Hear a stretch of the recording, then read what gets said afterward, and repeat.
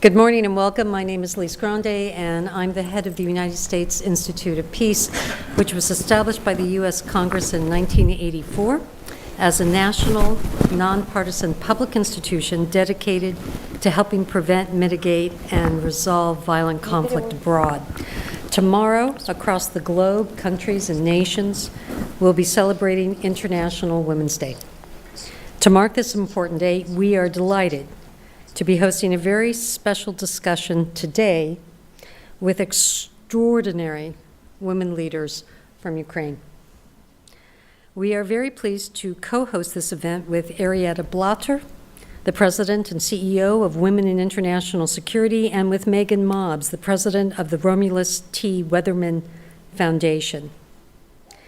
It is a distinct honor and privilege for us to welcome Tatiana Yehovara-Luchenko, a chairperson of the Kharkiv Regional Council. We are also privileged to welcome Tamila Afanasieva, the head of the Odessa Regional Council for Peace.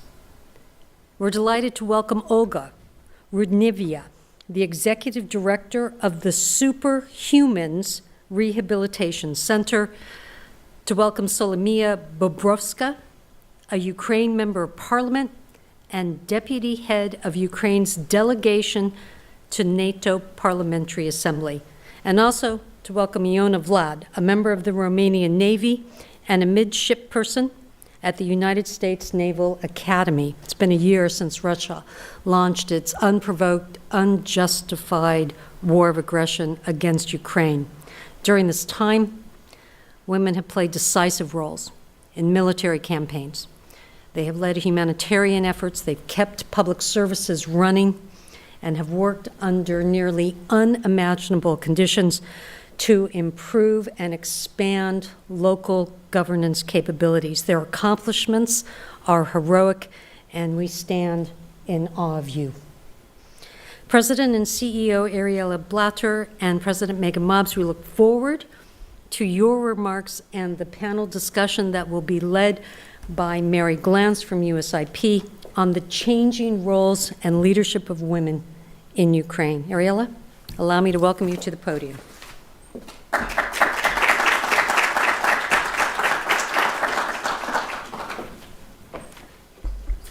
Thank you, Lise. It's always a pleasure collaborating with the United States Institute for Peace.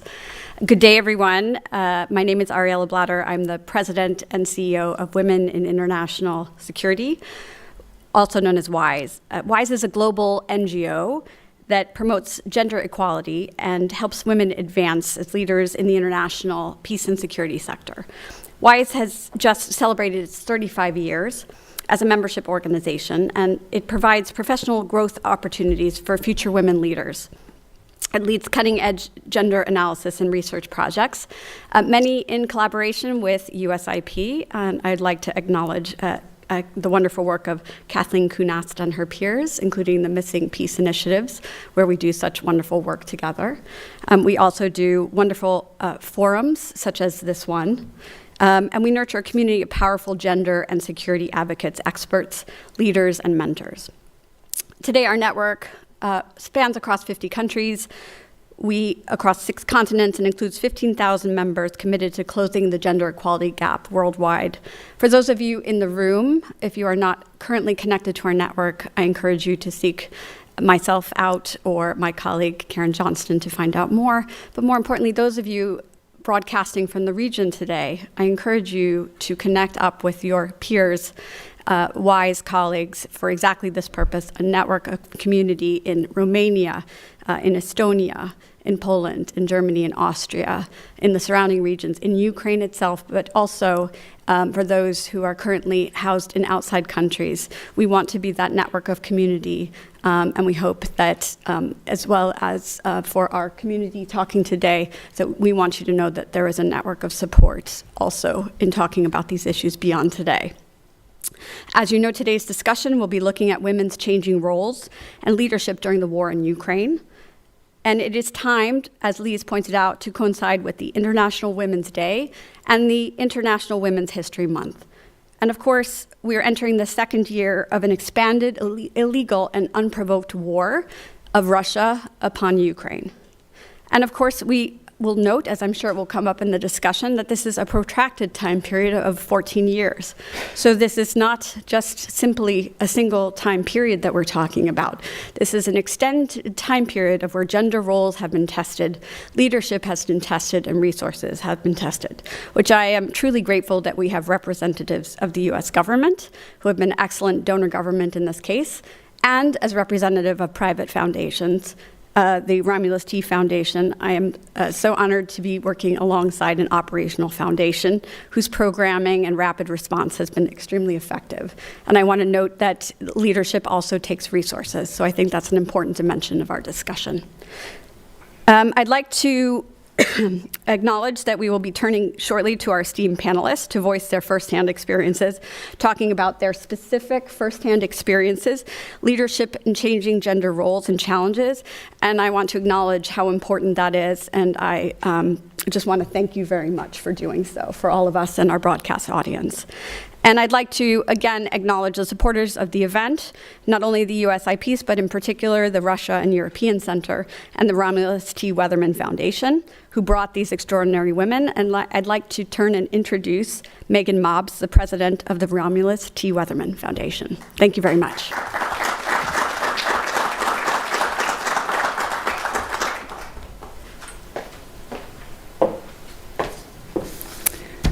I first want to extend my gratitude to the Institute of Peace and to WISE for being such exceptional partners. Your willingness to host this conversation and these women are a testament to your commitment to the promotion and participation of women in peace building and security. So thank you so much for your partnership. For our part, none of us would be here without the generosity of Bess Weatherman and Andrew Duncan. Their commitment to protecting children, human rights, and promoting democracy inspire us daily.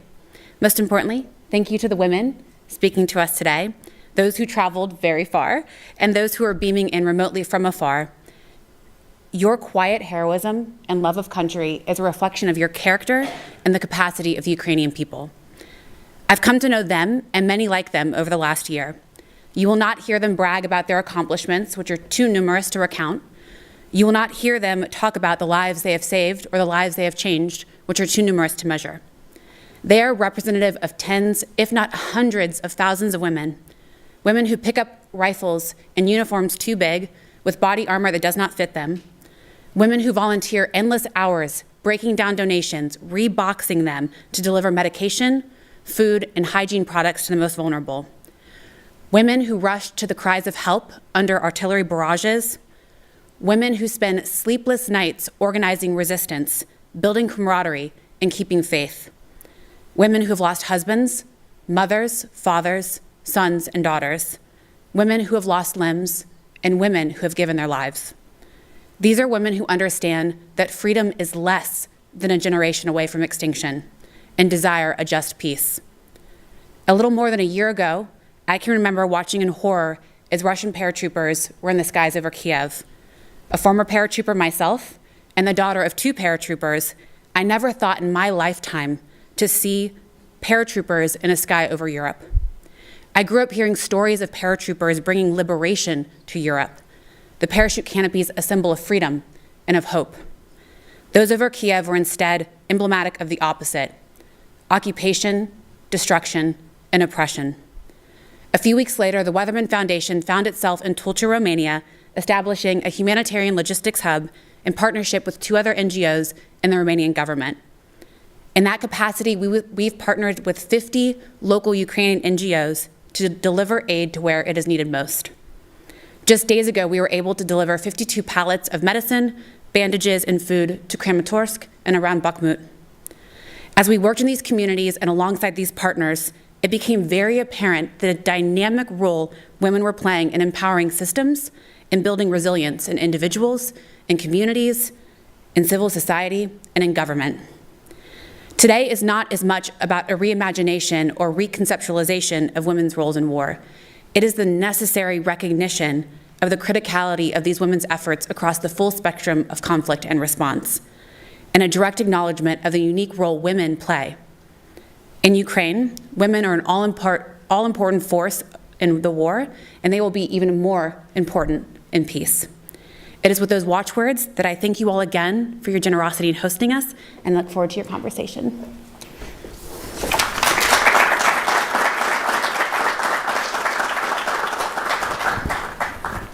Thank you very much. Those were outstanding introductory remarks and sort of set the frame for the conversation we're going to have with these representatives of what you've been describing as such heroic and important and vital work. And so I'm really thrilled to have you all here. I'm going to repeat your bio in a little bit more detail than Lise introduced you. First, we have Tatiana Yahorova-Lutsenko, who is the first elected woman chief of Kharkiv Regional Council. She assumed her position on August 19, 2021. Virtually, we have Solomia Bobrovska, who is a member of the Verkhovna Rada of Ukraine. She sits on the Committee on National Defense, Security, and Intelligence. She also serves as a deputy head of the Ukrainian delegation to the NATO Parliamentary Assembly. Olga Rudneeva is the CEO of the Superhuman Center, a hospital for prosthetics, face reconstruction, and psychological support for people injured during the war in Ukraine. Rudneeva has also become a chief coordinator for Help Ukraine Center, the largest hub in Europe for delivering humanitarian aid in Ukraine. Tamila Afansieva is the deputy of Odessa Regional Council and head of the Ukrainian NGO Odessa Peace Council.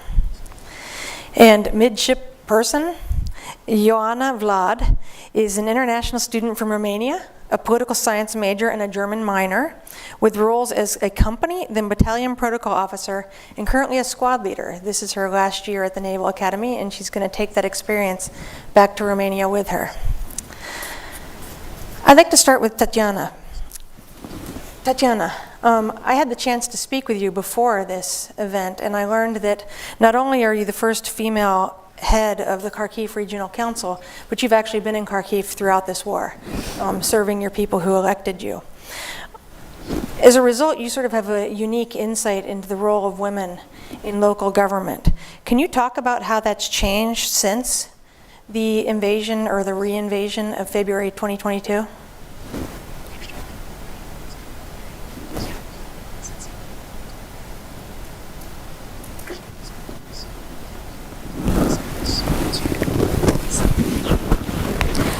Доброго дня, шановні друзі.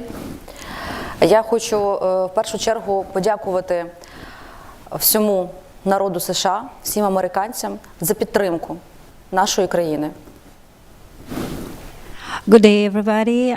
First of all, I would like to thank to everyone and to the people of the United States and to the government of the United States for the tremendous support that we are receiving for Ukraine. Для нас це неймовірна підтримка, яку ми відчуваємо із економічної точки зору, із безпекової. For us, it's a very big support. For us, it's a tremendous support that we can feel economic-wise and the security-wise.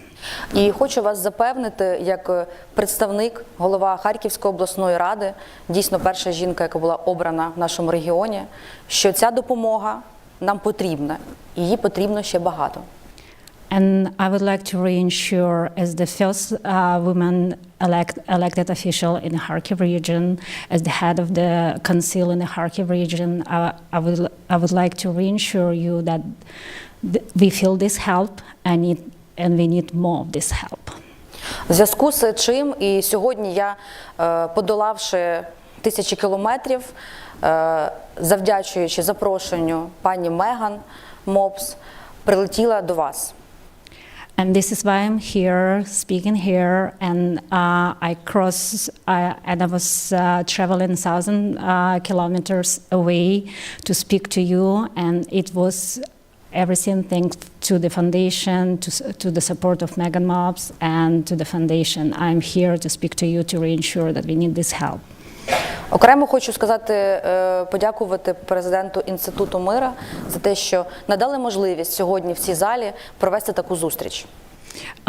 Separately, I would like to thank to the president of the Institute of Peace having us here in this auditorium to speak to everyone. Хочу сказати, що для українського народу дуже було знаково важливо, коли президент Америки США Байден з'явився в Києві. І під гучні тривоги вони йшли з президентом Володимиром Зеленським.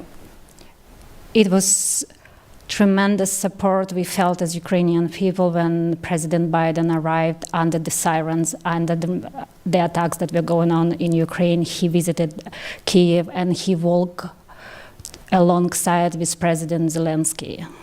Це свідчить про те, що потужна країна Америка не боїться, показує всьому світу, що так не можна робити, так не можна вчиняти. Не повинні гинути діти, жінки, чоловіки. This is show to the entire world that's how strong his support is and what's going on in Ukraine shouldn't happen anywhere in the world. Kids shouldn't die, civilians shouldn't die. This support is very important to us.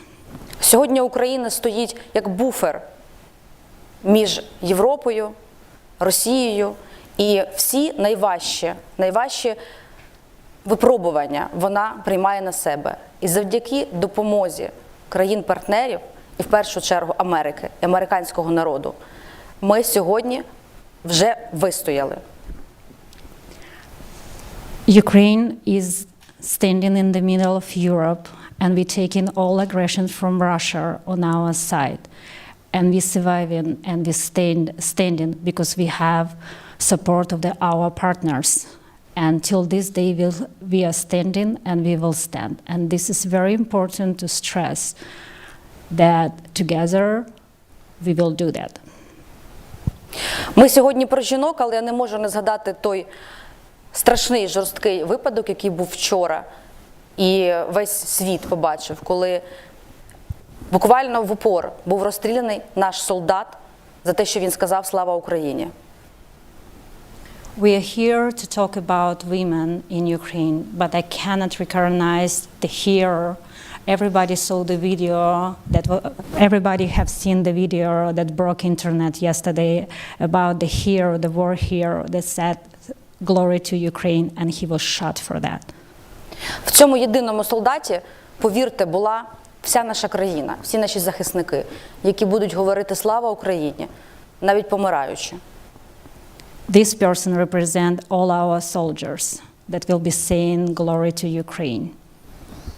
They will be saying that and they will die for those words, but they will be standing and repeating them. Glory to Ukraine. Якщо говорити про жінок, наші жінки, починаючи від першої леді Олени Зеленської і закінчуючи тими, які зараз в лавах ЗСУ, Back to the women, we will start from Olena Zelensky, the First Lady, and all the women that serve in the military now in the defense for Ukraine. Вони після 24 числа повністю змінили свій уклад життя. After February 21st last year, they completely changed their roles significantly. Українська жінка – це військова. На сьогодні їх понад 35 тисяч вже в нас, в ЗСУ. Ukrainian women now, in our days, she joined the military, she represents military. There are 35,000 of them now joined the military in Ukraine. Прошу зауважити, добровільна військова. And I would like to stress this is on their own wish. We didn't have mobilization. It's their wish to join the army forces. Українська жінка – це лікар, яка рятує життя. Українська жінка – це пекар, яка пече хліб для військових і для своєї родини. Ukrainian women now, she is a doctor who saves lives. Ukrainian women now, it's person who baked bread for her family and for everybody else, for the soldiers. Українська жінка – це та, яка рятує своїх дітей, виїжджаючи і стоїть понад 3 доби на кордоні для того, щоб отримати прихисток в дружній країні. Ukrainian women now It's the woman who saves her kids and drives to the borders and waits 3 hours at the borders to cross this border and bring her child to safety. Українські жінки є, які втратили своїх дітей, тому що їх вивезли незаконним, жорстким способом за кордон до країни-агресора. Ukrainian women now, some of them lost their children that were forcibly taken away from them by the aggressor to different country. Українська жінка – це представниця влади, голова громади, яка не може полишити своїх людей, тому що вони її обрали. Ukrainian women now, it's a head of the regional district. It's a player in the politics who cannot leave their environment. Коротко про себе. Я очолюю Харківську обласну раду 2 роки. If shortly about myself, I'm a head of the regional district for 2 years. До цього я обіймала певні керівні посади, маю ступень доктора юридичних наук, але коли почалася війна, це було неважливо. Before that, I had some career and I'm a doctor. I received a PhD in a law, and all this doesn't matter because what I'm doing now, it's important. Харківська область прикордонна, і вона була однією з ситуацій найважчою, тому що в нас було понад 30% окуповано нашої області. The Kharkiv region is on the border, and we were hit pretty hard. And in the beginning, back in the day, it was like 30% of territory were occupied. Нашим мерам, жінкам і чоловікам погрожували, вивозили, шантажували. Our people were threatened. Mayor, women, men, children were threatened. They were taken away. They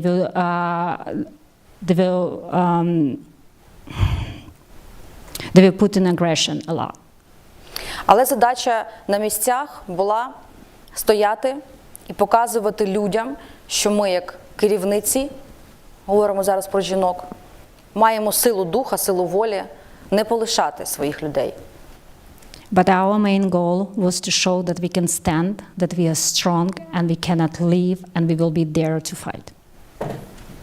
Будівля, в якій я працювала, це будинок Рад, який знаходиться на найбільшій площі в Європі, в місті Харкові. Він був зруйнований, ви бачили, ракетними обстрілами. The building where my office was, it was destroyed by missile attacks, and you all seen that on the news. Але знаєте, чим я займалася в цей день? Ми мали проводити там нараду з мером, з головою військової адміністрації, з правоохоронними органами. On that day when the missile struck the building, we were supposed to have a meeting there with the mayor, with head of the military in the region. І так сталося, що ми не встигли на нараду, мабуть, така була доля у всіх нас, але на превеликий жаль, там загинуло багато людей. Lucky for us, we were running late to the meeting, but unfortunately, people were in the building and they were killed. І наша основна була задача, ми не думали про те, що зруйнували будівлю. Наша була задача основна з головою військової адміністрації, де брати хліб, щоб нагодувати людей, де брати сили, щоб бізнесу говорити, щоб вони не зверталися і працювали, і допомагали, надавали допомогу нашим людям. Це було перші тижні, перші дні до того, коли почалася гуманітарна масова допомога, і ми вже зрозуміли, що нас не лишають країни-партнери. Our main goal was to decide to solve the problems, how to get bread to the table to our people, how to feed them. In terms of that, a lot of people were under attack, and before the massive humanitarian aid came to the district, that was our main goal, to decide how to feed people, how to keep the businesses open, to reassure everybody we have to stand till the help will come. Yeah, that's a tremendous job that you've been doing, and it's really remarkable work, and I want to thank you for sharing that information with us. Before I move on to the next question, I do want to remind people that the people watching remotely, we're going to have time for questions at the end, so be sure and send your questions in. We can take them from the audience and we'll take them from the remote viewers as well. So please go ahead and send those in. Solomia, as a member of the Verkhovna Rada, you have a different perspective on women's roles and how they've changed. Could you talk perhaps about the changing role of women in the national government, in the national leadership, since the full-scale invasion of February last year? Yes, for sure.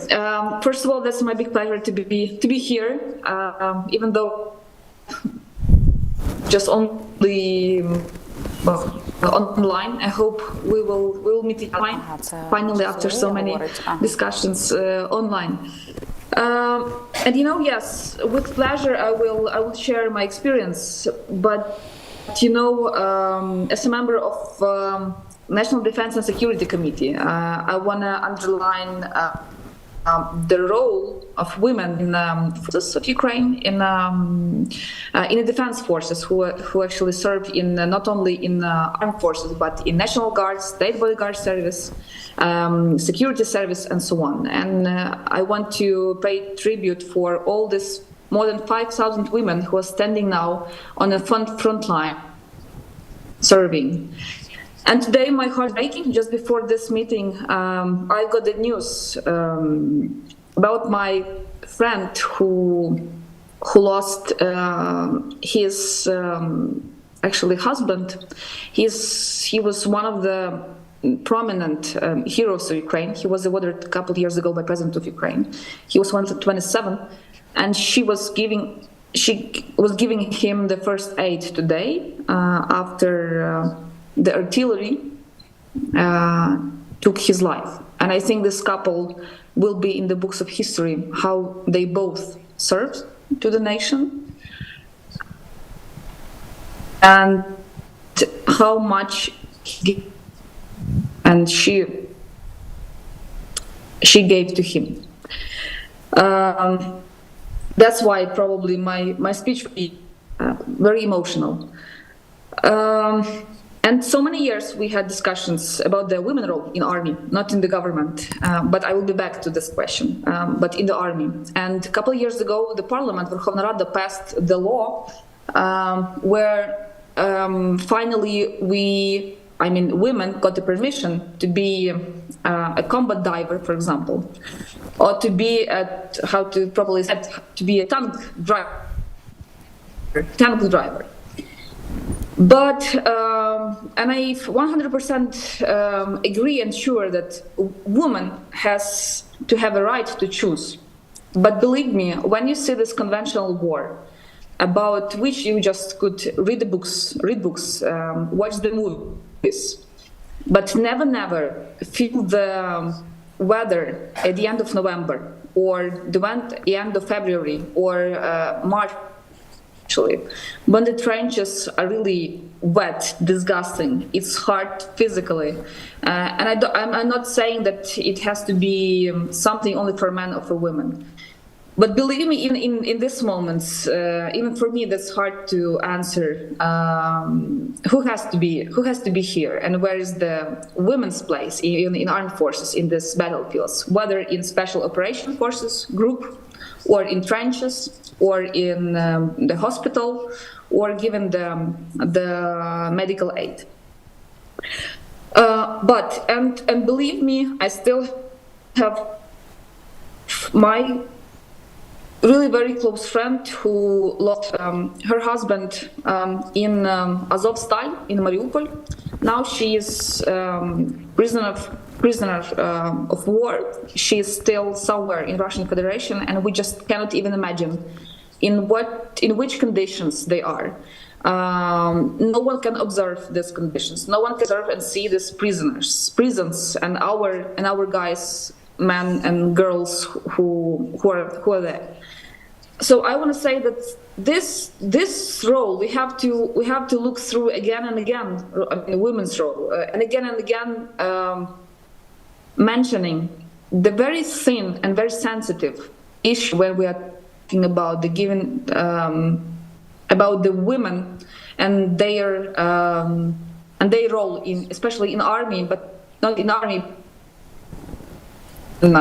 even, but in war, in conventional war. Why I'm saying this, and probably that's for the first time in my life, I'm staying always on the women's rights and fighting for the women's rights. But believe me, when we are losing best of the young generation, it then don't have children, and we understand that would be the big mess with the nation. Finally, I hope after we will win the war. I want to see their blood in their children, because they have to rebuild the state and this country. But going back to your question about the women's role in government and parliament, I want to say that probably the majority of women came on the 21st of February in the early morning, almost at 7 a.m. to vote for martial law to the parliament. Yes, we faced, and let's face the truth, millions, and of course, members of parliament who took their children or gave their children to their fathers or to their friends and helped them to cross the border, because no one knew what would happen to Kyiv, to Kharkiv, to Mykolaiv, to Lviv, whatever, to the western part of Ukraine, and their children had to leave the big part of their families had to leave the state. But I want to say that women who have the public role and positions, they were the first ambassadors to travel abroad and to speak the truth, what they saw, what they faced, what's the evidences that they could brought. And they were the first ambassadors to say about loudly about the weapon, about the clothes in the sky, about long-range missile systems, spy jets, and so on and so on. And I think March, April, that was the first airborne, groups abroad in the public diplomacy. When women who are politicians and who had the possibility, because men are forbidden to pass the border in Ukraine. Unfortunately, women who have official positions, we are as well, only according to the business trips. But in the spring, early spring, and in spring, in summer,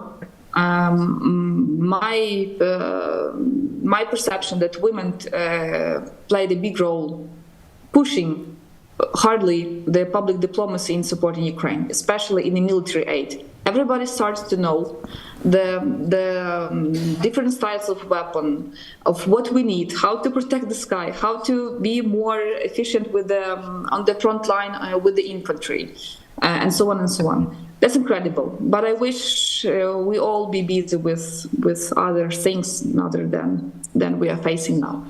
Thank you. Thank you.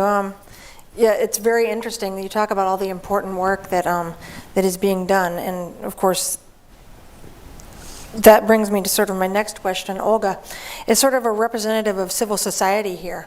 Can you talk about? We've heard a lot about the shared burden and the tragedy and the work that women are doing alongside men in this war to fight for Ukraine. Can you talk about what impact that might have on gender equality legislation and activism? Hi, everybody. I'm glad to be here with all of you. Sorry for being online. Well, I've been a feminist and activist on gender equality rights for the last 10 years in Ukraine. And I should say that we've been progressing very good in terms of giving women rights to have, leading position at the government. We have more women at the parliament at this time. We have more women at the boards of big corporate companies. And like I said, we are progressing quite good in terms of changing legislation that allows women to go to the front lines and pick up their own role. What the war has changed, and there are different trajectories that Ukraine can actually take after the war and during the war. From the first hand, when you look at what's going on, we have a very masculine society right now because the war actually is about men.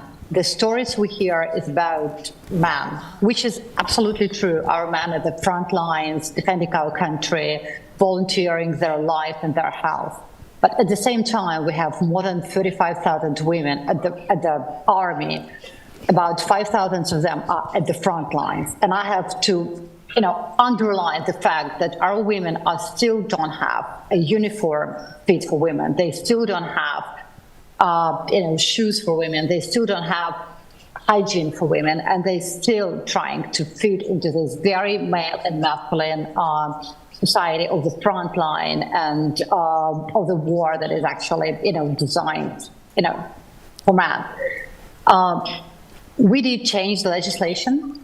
And right now we hear the stories about men being, at the front lines. I want to hear more stories about women because women took care of their children. Women actually took kids abroad because they are kind of, closing the sky because the sky is not closed in Ukraine. Women are the main breastfeeders right now and the main, care providers for their families, while men at the front lines. And women are at the front lines.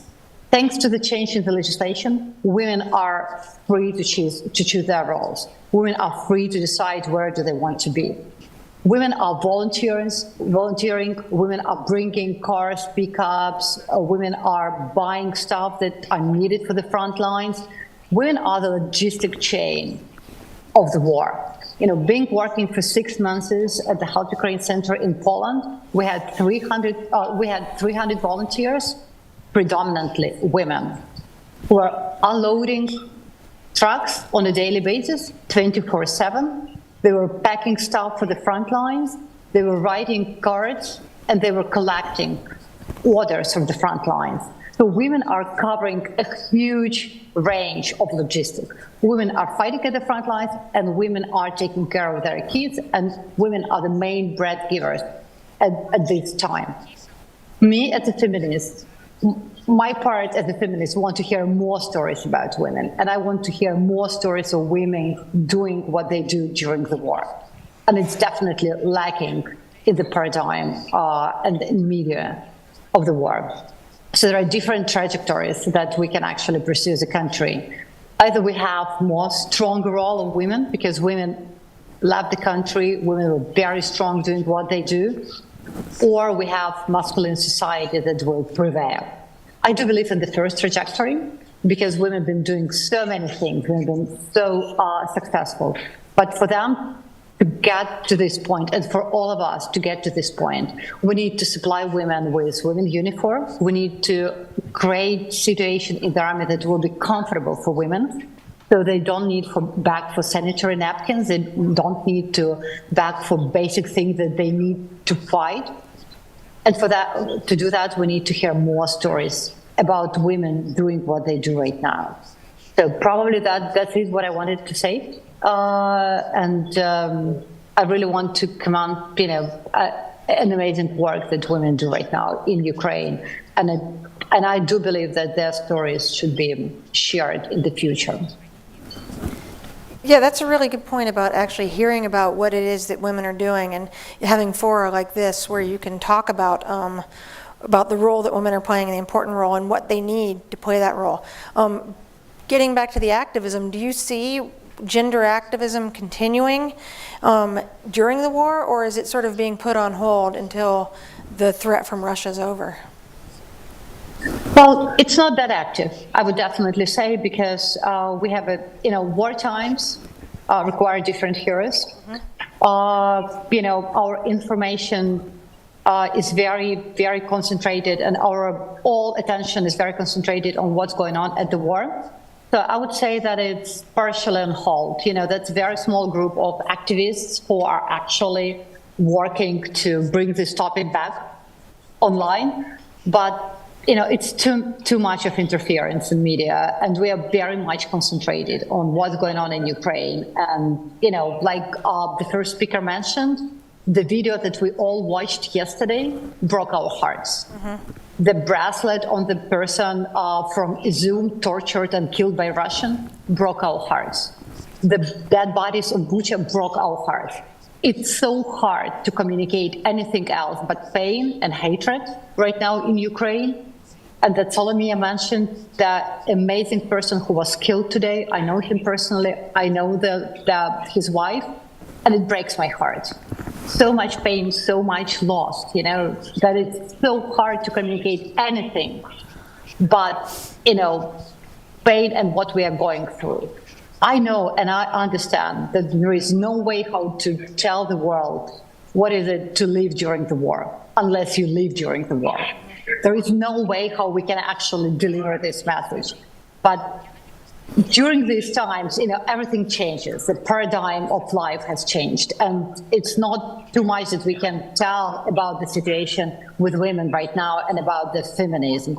I wish we can take more about that. And I wish we can share more stories about women doing great things during the wartime, about women paramedics, about women volunteers, about women who actually quit their jobs and doing something for the sake of victory. I do believe that's going to happen in the future, and our strong women will be back to their working forces, and they want to be and they want to be different times. But nobody knows how it's going to develop from now, and how long will it take unless we win. Right.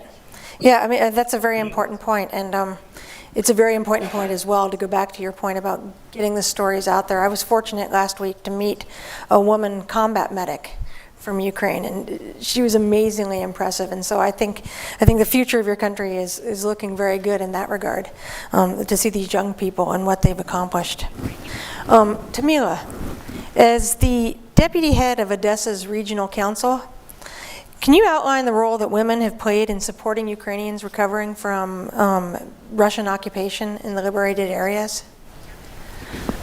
Hello everybody, glory to Ukraine. It's a great honor for me to be here because first of all I'm a woman from Ukraine, I'm a woman from Odessa, and I'm a head of Odessa Peace Council. The organization is about 55 years old, and it's one of the oldest organizations in our region. And I'm proud that I can be here and to show the pain of Ukrainian women, Ukrainian kids, Ukrainian people. And first of all, thank a lot Meaghan Mobbs to invite me here, because when I listen to your representative, I understand that you feel our pain, and a lot of you American people feel this, how for us it's hard to understand how it can be.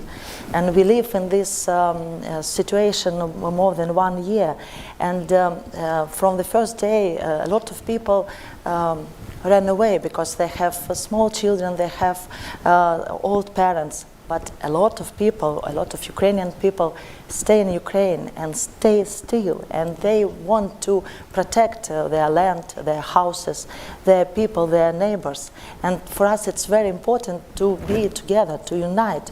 And your help, what you do for us, what American people do for us every day, it's great.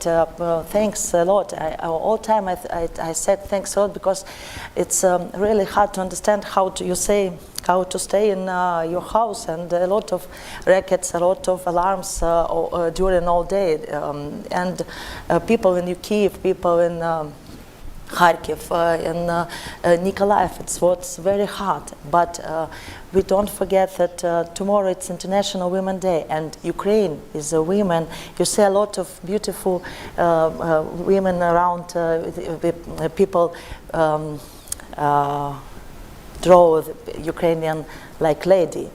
And my city, Odessa, I am in the fourth generations from Odessa, and I'm proud of my city. I love my city. A lot of million people came to our city, and I hope after victory, when we can peace, a lot of guests from America city, from American country, from Europe will be our great honor guests.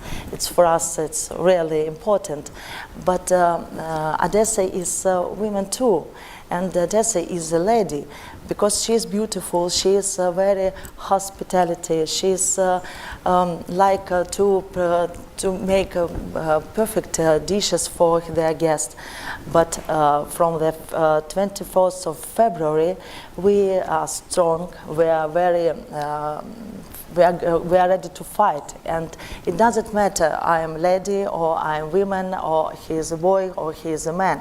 We are ready to do, and it's very pity that generation, very young boys and men, they are killed, and a lot of women's heart are killed too by Russian tanks, by Russian guns, and it's, for me, it's very honor to see here Solomea Bobrovskaya, because she was the vice governor in Odessa region, and she was one of the beautiful, because a lot of people still remember her, because she did a lot for our region. Our region is very strong and very big, the biggest region in Ukraine. But we, Odessa is Ukraine. And we stand for this. This is our, not dream, this is our position. And women, when we are united, when we want to show our peace, but if you come with us with war, we are going to kill you. We do everything to protect our land, and we do it all second in our life. So I want to explain to you that Ukrainian women, once again, we are very beautiful, we have hospitality, but if something happened with our children, something happened with our houses, with our land, we fight to the end. This is our main decision and position now.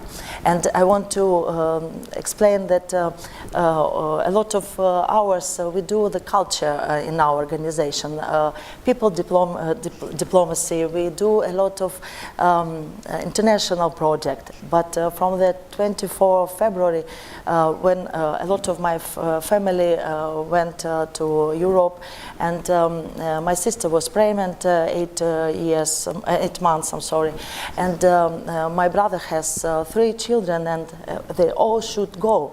And we stay, and step by step, I have a great team. We have a lot of volunteers. We have a lot of people who help us. It doesn't matter. It's a deputy, or it's just common doctor, or it's just people somewhere. They call me and said, "What to do? What to help? How to help you?" And now I'm proud that our great team, we work, and team a lot of women. I talk about the women. We work around the all south of Ukraine. So we be in every city in Nikolaev region. We go every week. We go to Kherson area, Kherson region, and we saw different people. We saw children with a mom. They stay in a small village in Kherson region, but this beautiful lady, I mean a small girl, she said, "Oh, I remember you in December. You were before the New Year. You give us a present." So can you understand? 5 or 6 years old small girl, and she remembered me. For me, it was really shock, because it's very great that Ukrainian women, Ukrainian lady, Ukrainian girls, they are very thankful for everybody, especially for American people who are very worried about us. We have great communication with the humanitarian hub in Tulcea, Romania, and I went there to get a big cargo, a big humanitarian cargo from Manhattan United People. So Manhattan helped us. And they think about this great big school. They united, and a lot of ladies from America, they united their possibility, their activities, and help us. It's great, and I'm really thank you to United States and God save America, as you say, and we say that Ukrainian people pray every minute for the victory, and we know that Ukraine is unbreakable, and we are stand together and we are united. This is very important for us, and I'm sure that we are together can do the peace in Ukraine. And as a head of Odessa Peace Council, I promise that in Odessa, in some years, I hope we can see Institute of Peace like this beautiful building, and we can discuss with everybody how we can continue peace and economy and great Ukraine and be the honor of in the whole world. I'm very proud that I'm Ukrainian and I live in Odessa, and I do everything for the victory in our country. Thank you very much. I can assure you that I think we would all look forward to being able to go as the USIP or anything else to Odessa and visit and help you, thank you, rebuild after the peace. Thank you. Joanna, you are sort of the representative of the new generation of female leaders as a midship person at the U.S. Naval Academy. You're also Romanian, so I thought maybe it would be great if you could talk about what you're doing as a Black Sea neighbor of Ukraine, how your country is supporting or feels about what's going on in Ukraine now. Well, first of all, I want to thank you, moderator, Ms. Glantz, and all panelists. It is with great pleasure that I am sitting with such a distinguished company.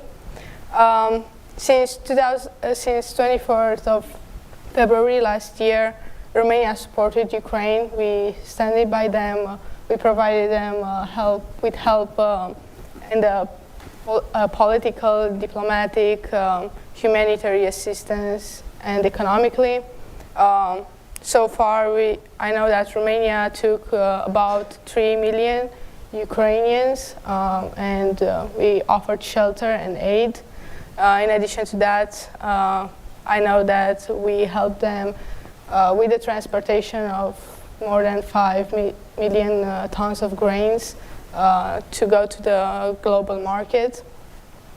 Right now, my government is I'm not talking on the behalf of my government. This is my personal opinion, just to make it clear. Always I just did some research. Yeah, it's all on the official websites of my government. Yeah, we are supporting them to join the international organizations as the European Union and NATO. And as far as the Black Sea region, and we are trying to maintain the peace and security as much as we can by strengthening the bilateral connections with the Republic of Moldova and Georgia. We are helping them, providing them aid again, and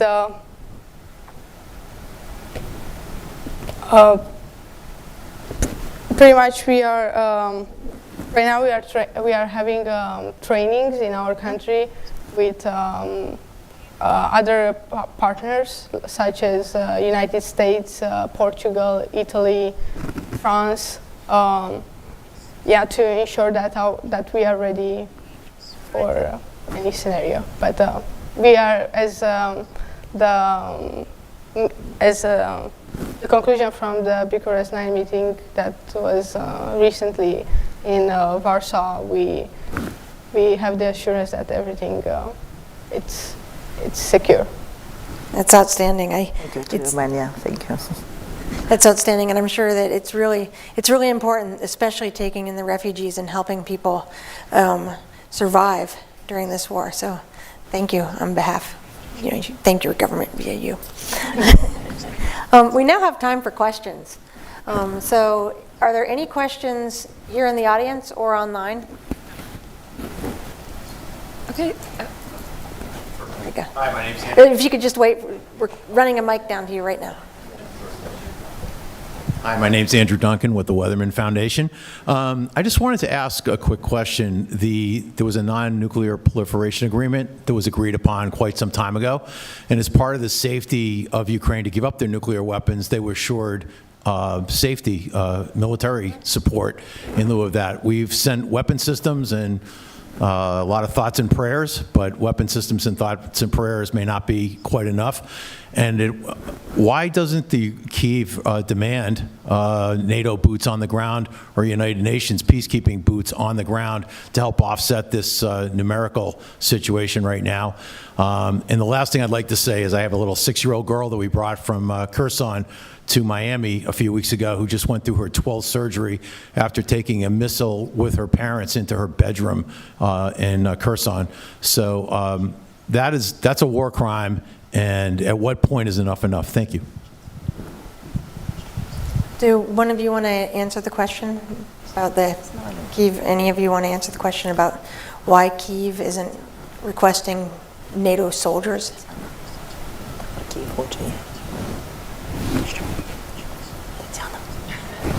Я думаю, може Соломія це питання, бо вона представник якраз НАТО. Як ви скажете?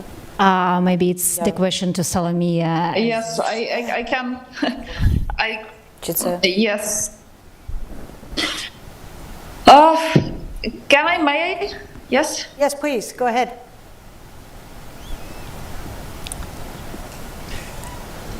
It was a tough question. You know, that's really very tough question to join this Russian-Ukrainian war. I'm more than sure that NATO is trying to do as much. I'm here to do as much as not to provoke more and more Russian forces in Russia to be active and not to be involved as a North Atlantic treaty to this war. No one wants to face actually to take part in conventional war, and we understand how far actually Kremlin and Putin can go. And unfortunately, this open door policy, which was provided by NATO for so many years after Bucharest summit, when it was promised that Ukraine will once be a member of NATO, and then we heard about this open door policy. I think that was a very rude and big mistake by NATO, trying to avoid Russian invasion in Ukraine and not to allow us to join NATO. Now we have this large scale, big, great war, as we call it now. And unfortunately, NATO is playing in some cases far beyond. You know probably how many discussions were and actions taken when Latvia put on the table that how many hours does NATO need to deploy the troops, for example, in Vilnius, trying to, if Russians will cut the Baltic states from Poland. And we had an answer, we had a very unpleasant answer for that question. So that's very clear and very pragmatic. No one wants to be a part of a big conventional war in Europe. And unfortunately, this buffer zone, gray zone, which now Ukraine is, and actually so many years was, that's a result of non-taking responsibility for the decision which NATO has finally be clear with. And we hope in Vilnius this July, when we'll have NATO summit, NATO will be as clear as EU with the demands to Ukraine, what we have to fulfill. Finally, not to be gray zone, and finally to be under this umbrella. Nothing except NATO guarantees will work against Russia, and I hope Europe and the US will finally understand that Russia never plays, and it's impossible to understand their logic. they have something else in their heads. I'm not sure even that they are human beings, seeing that what crimes, what they're doing here. But again, we are back to Vilnius to July, working hard on that issue, on that track, finally to understand what we have to fulfill, to be back to EU and NATO.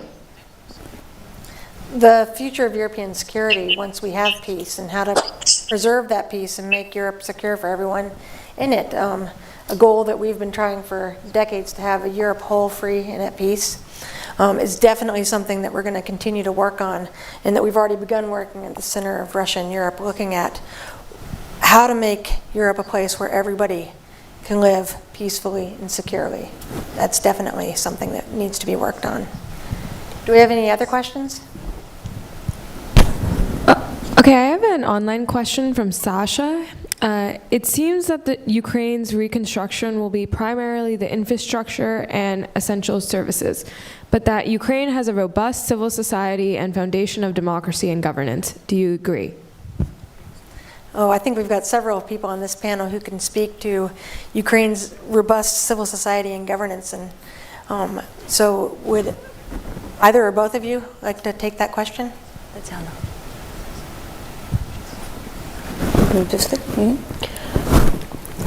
Дуже гарне запитання, дякую за нього. Звісно, ми говоримо зараз про те, що нам необхідна допомога. Допомога безпосередньо для того, щоб перемогти Російську Федерацію, нашого ворога. Thank you for the question. It's a very good question to be asked. And obviously we need help now. We need help now to support us and to win this war. На превеликий жаль, нам, жінкам, треба говорити, що нам реально необхідна зброя для країни. Unfortunately, now, as a women, we have to speak up that we need more weapons for our country. Ми б з задоволенням проговорили, як випікати пасхальний кекс, але на сьогодні це не є першочерговою для нашої країни. With more pleasure, we would be talking how to bake some muffins or something, but this is what important to our country now, the weapons and supplying them to supporting us. This is the most important talks in conversation to be raised now. І ми дещо, можливо, жорстко і не підбираючи слова, говоримо про те, що нам вкрай необхідна зброя, щоб перемогти ворога, який в цивілізованому світі знищує націю.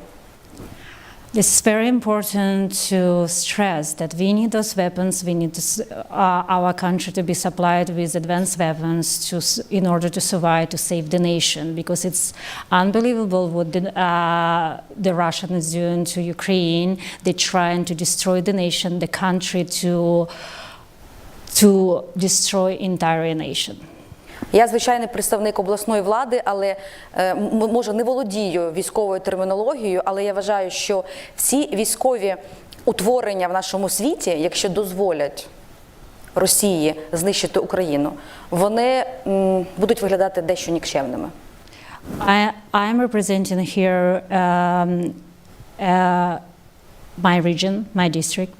I'm representing here and I'm speaking that for myself, from everybody, that we need our support, because if Russia will win, if they destroy Ukraine and our nation, they need to have consequences. Мова не йде про те, що твій сусід зайшов на твій огород, а мова йде про те, що країна жорстко напала на Україну, країна Росія. We don't talk here that your neighbor went to your backyard. We're talking about that Ukraine was attacked by Russia unprecedentedly, and that measures have to be taken. Тому, говорячи про зброю, ми все-таки як влада плануємо відновлення і реконструкцію. Ми маємо думати про живе і про майбутнє. Speaking about weapons, we're still thinking about reconstruction and talking about plans for the reconstruction, because we have to think about the future and how to rebuild it. В кожному регіоні фіксуються юридично, як і кримінальні злочини, в тому числі і пошкодження. Вони оцифровуються і мають вже конкретні цифри, кожен регіон, щодо необхідного, що необхідно їм для відновлення. every region in Ukraine now is having a record what was destroyed, what they need for their reconstruction. It's everything put in now into numbers. We getting some statistics, and that will be put out there what we need and how to supply it. Якщо говорити про Харківську область, в нас є зруйновані майже квартали, це Салтовка, Сєвєрна Салтовка. На сьогодні влада дискутує, проводить дискусії з приводу того, чи треба відновлювати, робити реконструкцію, чи треба з нуля будувати. So, for example, in Kharkiv district, North Salovka, we have entire district that is damaged. So now there is a debate in a local government. What do we have to do? Do we have to destroy, to rebuild it, or do we have to just like to build it from zero, from the ground? Кожен регіон має такий, скажімо, такий документ, в якому зазначено кількість пошкоджень, сума необхідна, які заклади освіти, охорони здоров'я. Every region now has a list of what was damaged, how much damage was done, how much will cost to rebuild it, and everything will be available to see what needs to be done. Наразі на сьогодні ми за рахунок обласних бюджетів, державних, міжнародної підтримки, ну, скажімо так, латаємо дірки і те, що необхідно, робимо терміново. Інфраструктура, вода, світло. With local government, with our local budgets, we kind of patch in the holes. With our finance, it's not enough, so we kind of like patching the holes and putting the resources, economic resources now on the reconstruction, what is absolutely necessary now to keep electricity going, to keep water going. Але після перемоги, нашої спільної перемоги, ми готові для того, щоб приступати до повного відновлення наших регіонів. After the victory, we are ready to start to completely rebuild our reconstruction of our districts, our regions. Ми не будемо приховувати, що нам необхідна колосальна фінансова підтримка. Колосальна. Ми самі це не витягнемо. It's not a secret, and we won't be hiding that. To do that, in order to rebuild our country and our regions, we will need tremendous financial support. It's not a secret to anybody how much it will cost. Але ми впевнені, що після спільної перемоги ми разом всі допоможемо, і ви нам допоможете відновити нашу Україну. But we are sure with everyone's help, with your particular help, we will stand, we will rebuild, and we will live. Я не зрозуміла питання з приводу влади, тому хочу уточнити, саме в чому питання по владі. I didn't understand correctly the question in regards of local government and power. Can you repeat it? Yes, so they asked, it seems that Ukraine's reconstruction will be primarily the infrastructure and essential services, but that Ukraine has a robust civil society and foundation of democracy and governance. Do you agree?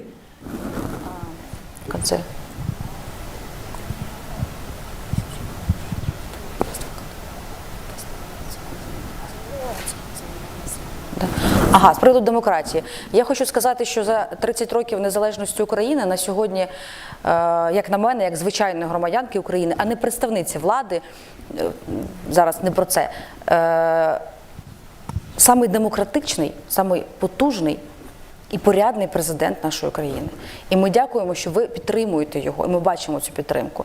Тому я, як представниця тепер вже влади, хочу сказати, що маю дуже велику надію і впевнена в цьому, що нам вдасться чесно, прозоро, без корупції, без якихось запитань відновити нашу країну разом з нашим президентом. First of all, here my answer will be two parts. Yes, from myself as a citizen of Ukraine, I cannot be more proud to have the most democratic and the most stronger president running our country. And the second of all, as the member of government, regional government, I'm reassuring and I'm 100% sure that with with our president, with everyone's support, we will build civil society, and everything will be done clear, without any corruption. We will fight it, and our country will be rebuilt in a good way. Yes, would you like to say something? I completely agree with Tatiana, and she talked about the weapon. It's very important for us. But I want to say that now people in Ukraine are very hot in economical position, and a lot of people are, as you understand, poor, and they need food, and they need help, and they need humanitarian food. They need medicine, just the mask, just the simple things for the common life, but they need it. So I ask again, thank you very much, and I say again, thank you very much to American people for the help, for the humanitarian cargo every day. And I want to ask, don't forget us, don't leave us, and help us with the humanitarian cargo more and more, because we need it, because our people need to be more brave, and they should know that we don't leave them without food, without stuff, and etc. So our common answer to question to this girl, thank you very much, but don't leave us. Our people are very waiting for you and for American humanitarian and weapon. Thank you. Thank you very much for that. And I think our president's already said that we're with you as long as it takes. And I think all of us feel that standing with you until you have your victory is really important. And it's really important. And in addition, I think everything you've said today about what you all are doing and what the other women that I've met from Ukraine have been doing, it does give me optimism. Because I see not just the men who are fighting on the battlefield, but also the women and the entire society, and everything that you're doing to strengthen civil society, to win the victory, and to rebuild your country, and to make sure that your future is bright. It gives me optimism that your future is bright, and that Ukraine will be stronger going forward, thanks to the work of people like you. So I'd like to thank you for sharing your experiences with us, and for joining us today, and good luck in the future. Thank you.